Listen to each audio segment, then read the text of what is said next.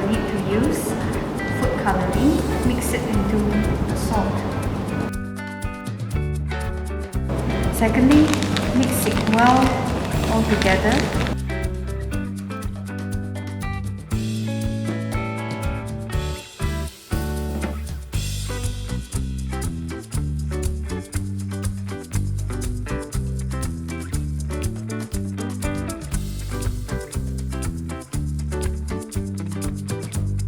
A.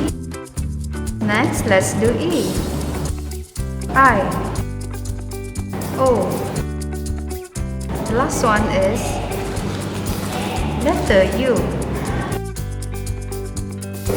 If you like our video, please like, share and subscribe. Thank you and bye!